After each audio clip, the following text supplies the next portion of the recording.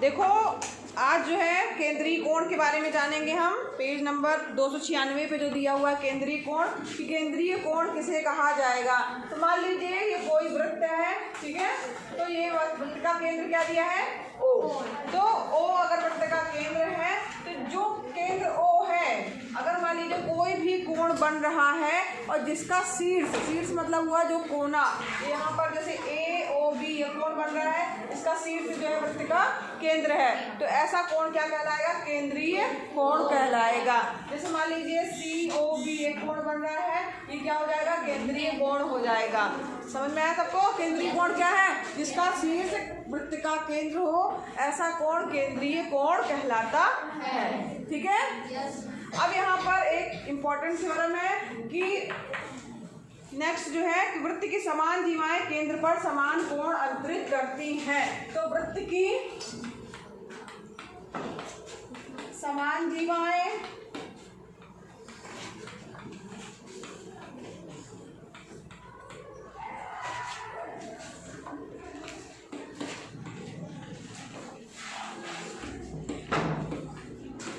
वृत्त के केंद्र पर ना, केंद्र पर, वृत्त के केंद्र पर समान कोण अंतरित करती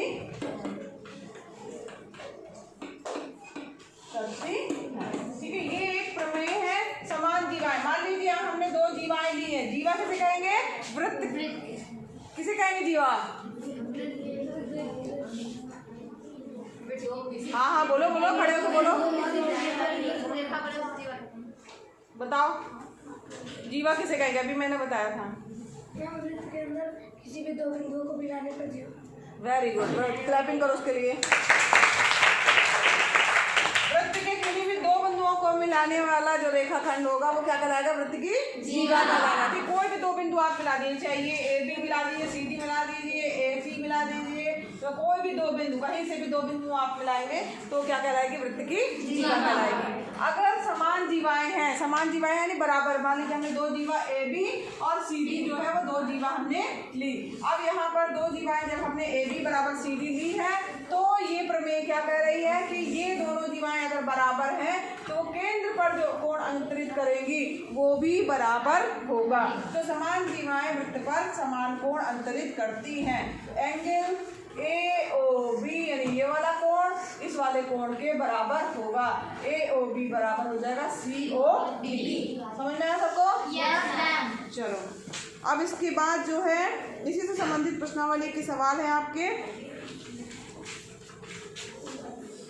इसका अपोजिट भी सही होगा। अपोजिट मतलब होता है विलोमता। विलोम का क्या मतलब हुआ कि अगर दो जीवाएं केंद्र पर समान कोण अंतरित कर रही हैं, मान लीजिए कोई दो जीवाएं दी हैं, उसकी नाप नहीं दी गई है, ये नहीं पता है कि वो बराबर है, मगर अगर वो जीवाएं केंद्र पर समान कोण अंतरित कर रही हैं तो वो आपस में बराबर होंगी। ठीक है, ये विरोधाभास दोनों कथन है, मतलब एक दूसरे का अपोजिट है। तो यहाँ पर एक तरह से हम क्या कह सकते हैं एक दूसरे के विलोम के रूप में कि किसी वृत्त में समान जीवाएं केंद्र पर समान कोण अंतरित करती हैं, और इसका विलोमतः क्या होगा, वृत्त की दो जीवाएं केंद्र पर अगर समान कोण अंतरित कर रही हैं तो वो परस्पर क्या होंगी, बराबर होंगी। अगर यहाँ दोनों कोण बराबर दिए हैं, ठीक है, अगर दो अगर मान लीजिए कोण जो है केंद्रीय कोण बराबर दिख रहे हैं या बराबर दिए हैं, तो जो जीवाएं जो है वो बना रही है कोण वो भी आपस में क्या होंगी, बराबर होंगी। ठीक है, सबको समझ में आया? यस। अब 13B में आइए। 13B का पहला क्वेश्चन जो दिया गया है, हाँ 13B में देखो क्वेश्चन दिया गया है,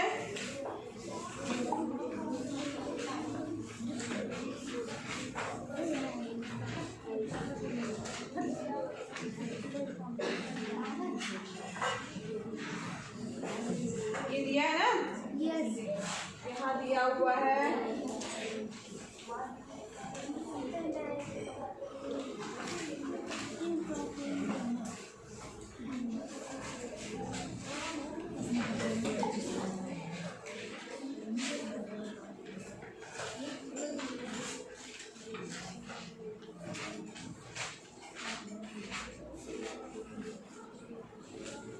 ये क्वेश्चन है।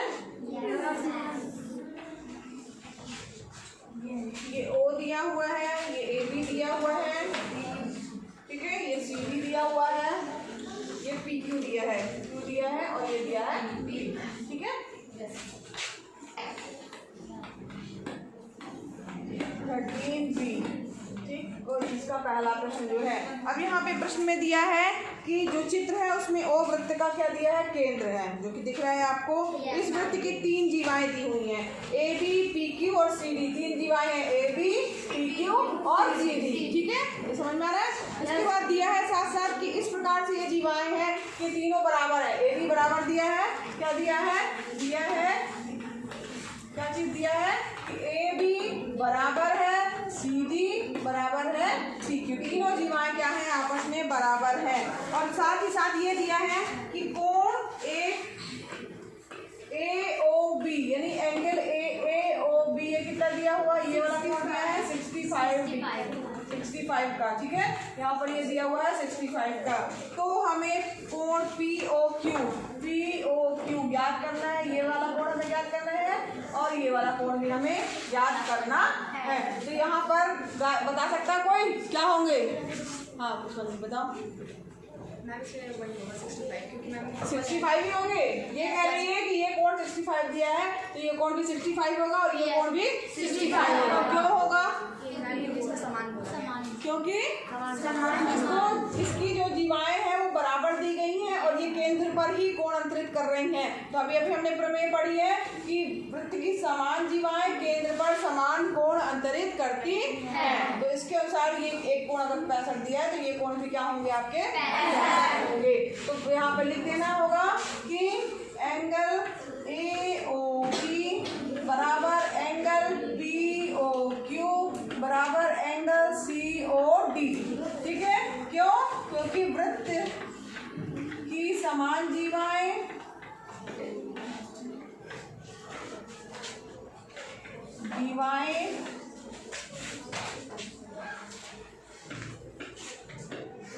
वृत्त पर समान कोण, वृत्त के केंद्र पर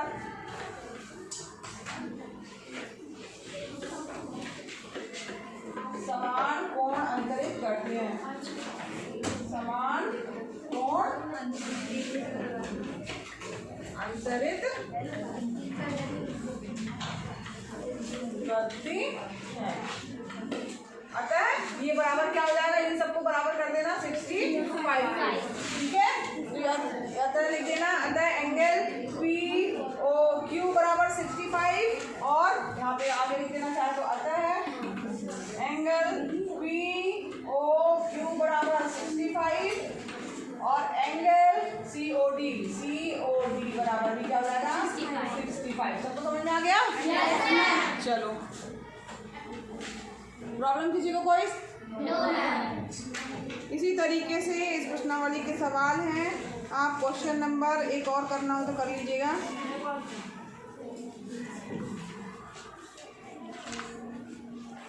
सेकंड चाहे तो कर लीजिएगा।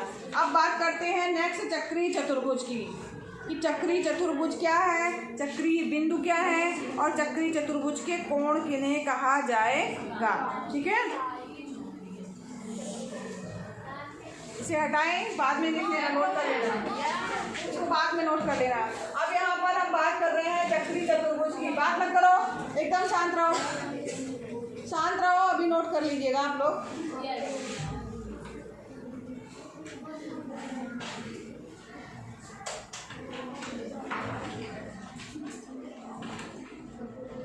ये क्या है, वृत्त। अब हम क्या पढ़ेंगे, चक्रीय चतुर्भुज। चक्रीय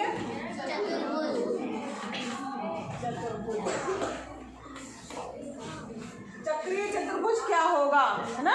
तो चक्रीय चतुर्भुज मतलब कि जो चक्र के अंदर चतुर्भुज बना हो, नाम से तो यही लग रहा है ना, यानी जो चक्र के अंदर बना हो। तो यानी किसी भी चतुर्भुज के, अगर मान लीजिए चतुर्भुज में कितने शीर्ष होते हैं, 4, ये आपको पता है। अगर किसी भी चतुर्भुज के चारों शीर्ष वृत्त पर स्थित हो, ठीक है, तो ऐसा चतुर्भुज चक्रीय चतुर्भुज कहलाता है। तो यहाँ पर अगर मान लीजिए कोई चतुर्भुज बना हुआ है, चित्र में आपके दिख रहा हो, बुक में आपके दिख रहा है, ये देखिए बुक में दिख रहा है, पहला, दूसरा, तीसरा, ये तीनों जो है चतुर्भुज दिख रहे हैं। अब इसमें देखिए चारों शीर्ष, पहले वाला जो चित्र है उसमें ध्यान से देखेंगे तो पहले वाले में एक शीर्ष बाहर है, इसमें चक्रीय चतुर्भुज नहीं है। सेकंड वाला, बात मत करो, आवाज आ रही है। एकदम शांत रहिए। दूसरा वाला जो चित्र है उसमें चारों बिंदु क्या शीर्ष के अंदर है? अरे अच्छे से देखो। नहीं है ना? एक बिंदु देखो पूरा नहीं है। तो दूसरा वाला चक्री चतुर्भुज है? जब अंदर है मतलब वृत्त पर नहीं है बल्कि किसी के अंदर है तब भी वो चक्री चतुर्भुज नहीं होगा।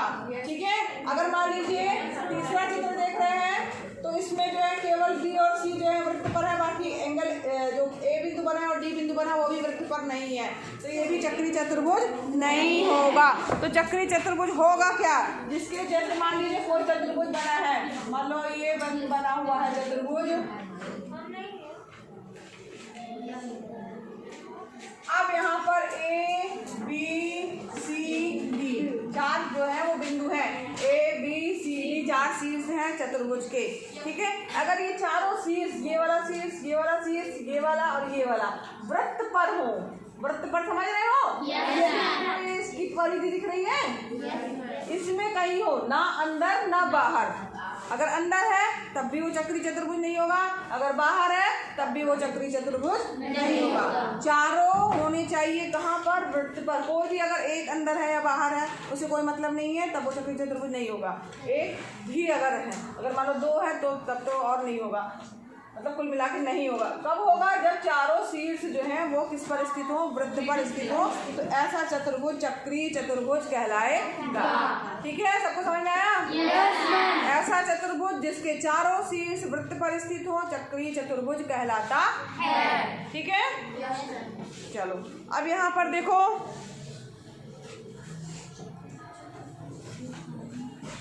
चक्री बिंदु की बात कर रहे हैं कि चक्री या वृत्तीय बिंदु किन्हें कहा जाएगा। ठीक, चक्री या वृत्त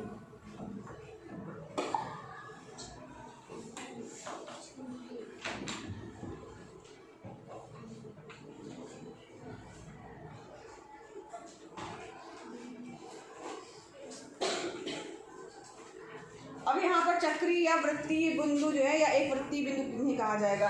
ये यहाँ पर वृत्त है, इसका केंद्र O है। अगर मान लीजिए, ठीक है, यहाँ पर जो बिंदु वृत्त पर स्थित हो वो क्या कहलाएंगे?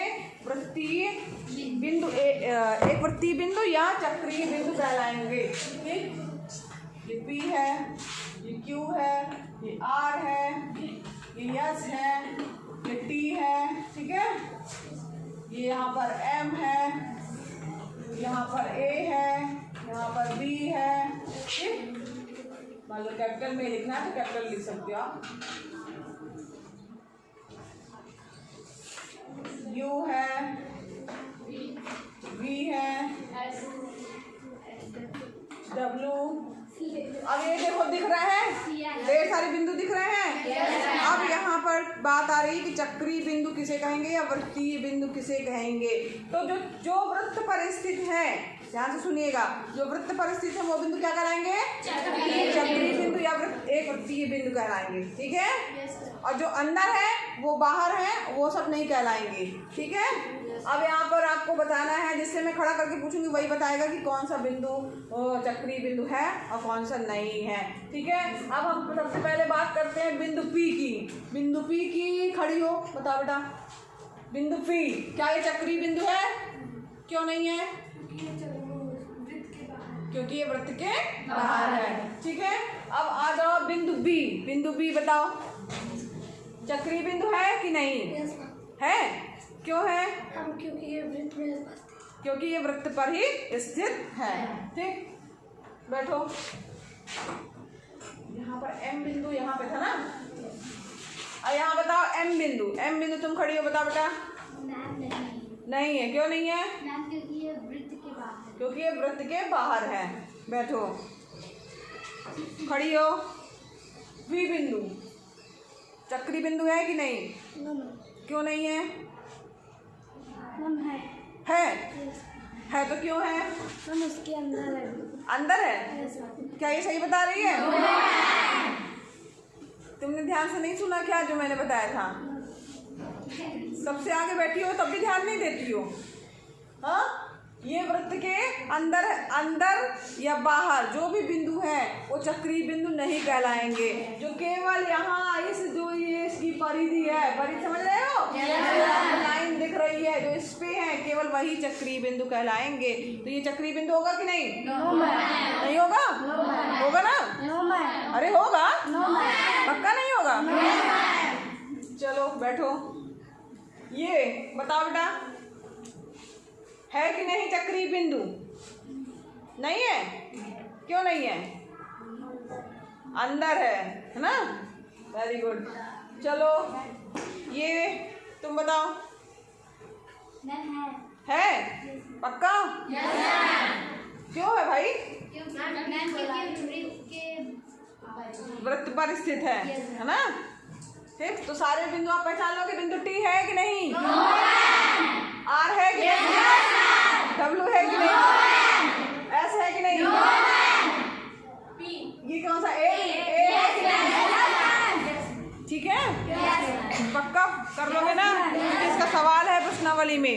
ठीक है, बैठ जाओ। तो ये चक्रीय बिंदु सबको समझ में आ गया? चक्रीय बिंदु या इसको वृत्तीय बिंदु कहते हैं। ठीक है, अब यहाँ पर आइए। हाँ, एक चीज और जान लीजिए, सम्मुख कोण आप पढ़ चुके हो। सम्मुख कोण मतलब होता है जिसका मुख आमने सामने हो। कोई भी चतुर्भुज अगर उसका मुख जो है, उसके जिन कोणों का मुख आमने सामने है वो सम्मुख कोण कहलाते हैं। अब यहाँ पर नेक्स्ट जो है वो क्वेश्चन जो है आपका, एक नेक्स्ट क्वेश्चन में आइए। क्वेश्चन नंबर है आपका 13C में आइए। 13C का पहला क्वेश्चन दिया गया है। यहाँ पर चित्र आप देख सकते हैं। 13C में जो है पहला क्वेश्चन है, चित्र में वो जो बना हुआ, चित्र में बनानी नहीं हूँ, क्वेश्चन बस हम लोग हल कर ले रहे हैं। इसका आंसर आप ही बताएंगे। 13C, ठीक है, पहला क्वेश्चन है इसका। चित्र में जो ये चित्र बना हुआ दिख रहा है, इस चित्र में बिंदु O वृत्त का केंद्र है। वृत्त के अंतर्गत बने चतुर्भुजों में चक्रीय चतुर्भुज का नाम बताना है। यहाँ पर दो चतुर्भुज बन रहे हैं, दिख रहा है? अब दो चतुर्भुज में कौन सा चक्रीय चतुर्भुज होगा? नाम बताओ, कौन बताएगा? ध्यान से देखो चित्र और बताओ, कौन बता पाएगा कि कौन सा जो चतुर्भुज चक्रीय चतुर्भुज है? कौन सा चतुर्भुज चक्रीय चतुर्भुज है? कौन कौन बता पाएगा? खड़ी बेटा, क्या नाम है? पहले नाम बताओ। अच्छा, हाँ अब बताओ। उसमें चक्रीय चतुर्भुज ए बी सी डी चक्रीय चतुर्भुज है। दो चतुर्भुज बन रहे हैं ना, ए बी सी डी बन रहा है, और ए बी ई डी ना, ये बन रहा है। लेकिन इसका जो बिंदु ई है वो जो ई बिंदु है वो वृत्त पर नहीं है, इसलिए चक्रीय चतुर्भुज नहीं होगा। ठीक है, तो इसमें चक्रीय चतुर्भुज कौन सा होगा? ठीक है, तो चक्रीय चतुर्भुज समझ में आया सबको? Very good. अब यहाँ पर देखो दूसरे वाला जो चित्र है, इसमें आपको वृत्त का केंद्र दिया गया है O। ठीक है, प्रश्न में ही वृत्त का केंद्र O दिया है, ढेर सारे बिंदु दिए हैं। कौन से बिंदु चक्रीय या एक वृत्तीय है? देख के बता लोगे? तो बन जाएगा ना? चलो इसी तरीके से क्वेश्चन है, कोण A का सम्मुख, अब ये जो चक्रीय चतुर्भुज बना है इसका सम्मुख कोण A का सम्मुख कोण क्या होगा? तीसरे क्वेश्चन में वेरी गुड। कोण D का सम्मुख कोण क्या होगा? कोण D का सम्मुख कोण वेरी गुड। बन तो रहा तुम लोगों ने सब। फिर उसके बाद चौथा क्वेश्चन सही गलत है, जो कि आपका होमवर्क है। आप बता पाएंगे कि बिंदु ए बी सी डी चक्रीय बिंदु है कि नहीं? गलत? सही होगा कि गलत? सही है ना? इसके बाद A B C D E भी पूछा है, ई चक्रीय बिंदु नहीं है? नहीं, लेकिन ये प्रश्न में ये कह रहा है कि चक्रीय बिंदु नहीं है, तो ये इसका मतलब क्या हुआ? ये कथन जो दिया है वो सही है, क्योंकि ई जो है चक्रीय बिंदु नहीं है। ठीक है, इसके बाद A B C D E अब चक्रीय बिंदु नहीं है? नहीं, सही, क्योंकि चक्रीय बिंदु नहीं है दिया है, और यहाँ पर जो बाकी तो चक्रीय बिंदु, लेकिन ई बिंदु चक्रीय नहीं है, इसलिए ये कथन हमारा जो है वो सही होगा, क्योंकि इसमें प्रश्न में ही दिया है कि चक्रीय बिंदु नहीं है। फिर ए बी सी का सम्मुख कोण डी है, एंगल ए बी सी यानी कोण बी का सम्मुख कोण डी है। सही है ना? तुम लोग कर लोगे। इसके 2-3 बचे हुए, होमवर्क हो गया, सारे क्वेश्चन इसके कंप्लीट हो गए। बन गई प्रश्नावली? अब इसके बाद थोड़ा सा और देख लो, 1 मिनट शांत रहिए।